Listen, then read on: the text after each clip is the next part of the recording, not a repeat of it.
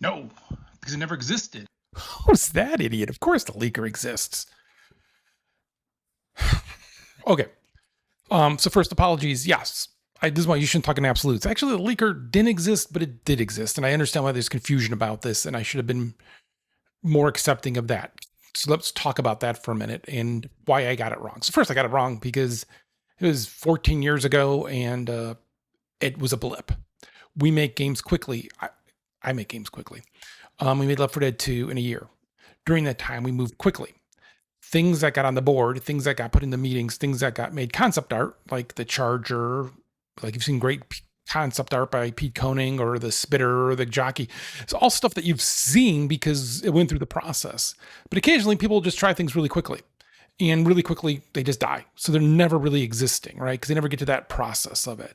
And so if you think back to Left 4 Dead 1, we launch, and right away I'm playing a bunch, and I see that we need to have Shiva stacking. So first we need to add so that you have the slowdown and the cooldown of your bash, right? And then we need to be able to break those players up. And so the Charger is the first thing I came up with. I came up with Charger like in December. Didn't know what we were going to do with it yet because we had so much problems with the source, how Left 4 Dead 1 is. I don't want to get into Left 4 Dead 1, Left 4 Dead 2, which should be a sequel. It was a mess. Couldn't do it. But as soon as we started Left 4 Dead 2, it's like, Charger, up on the board. It's already there. And we started talking about other ones. Leaker must have come up during that process of it. I don't even remember because it was like that quick. And instantly dismissed because while we're trying to solve that problem, there's other things we're trying to do, and that is have it be fun in verses, and standing still and exploding and having nobody buy you is not going to be fun in verses. And I say about that, I'll link to the article where I actually talk about this. It was interviewed, it's an interview at OXM. So first, I'm just happy they're not talking about the boycott, because I've just done a whole summer of press about the boycott, and I'm kind of exhausted by that. And honestly, it says John and Mike, so I means there's two people interviewing me, but this almost sounds like a written interview to me, but I guess I was on a roll today, on that day. But again, I just don't remember it, and I apologize. Because it's weird, because like, you can look at this article, so you know I knew about it. And yeah, I was at all those meetings, and yeah, it never made it to those meetings, but yet I don't even remember it because it's only mentioned in this article. Like, that is, but again, apologies. I'm admitting I'm wrong.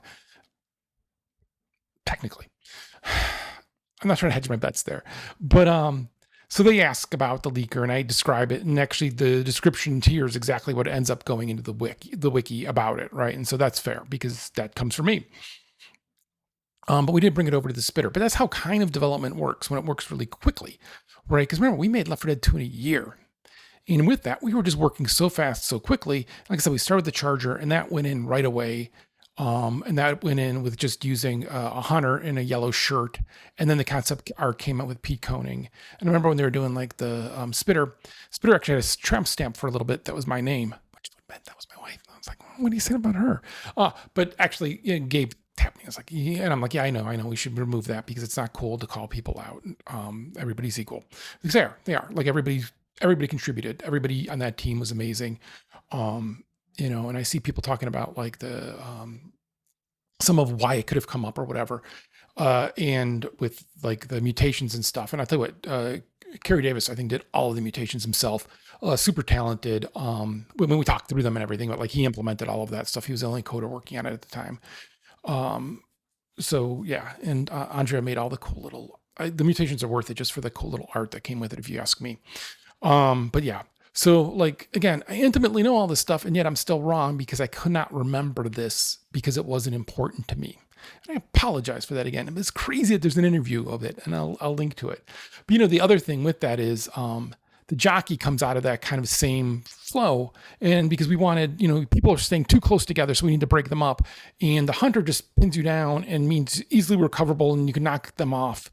That's why we added, if you remember, damage to the height of the jump. If you don't know that, you can do. At one point it's like uncapped and you can incap people. That was bad.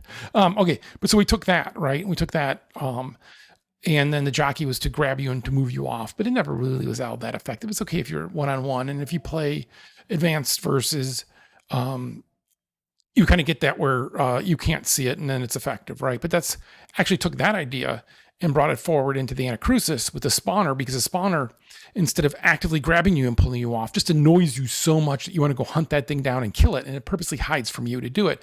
And if you're playing it in versus, you can do that as well. And so it's really effective to split the crew that way.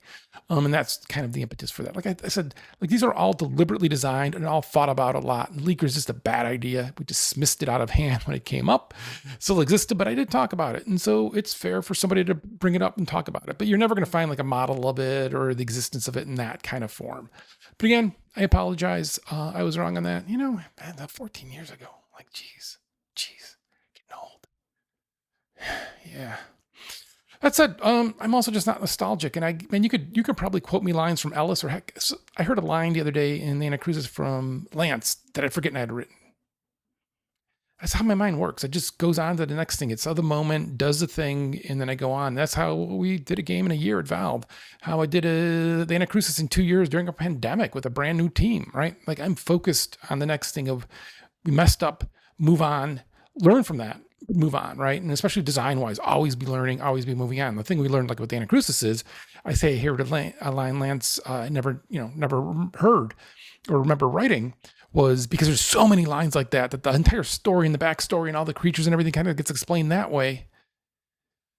But you got to play it a lot, and people don't play it enough to hear all of that, and so they don't play it because they don't think there's a story in it, but there is a story in it, but you got to like, that was a mistake. I won't do that again. So there you go. But so again, I apologize. I'd be having a better weekend. Well, I'm having a good weekend. All right, stuff's happening. So I hope you're having a good weekend.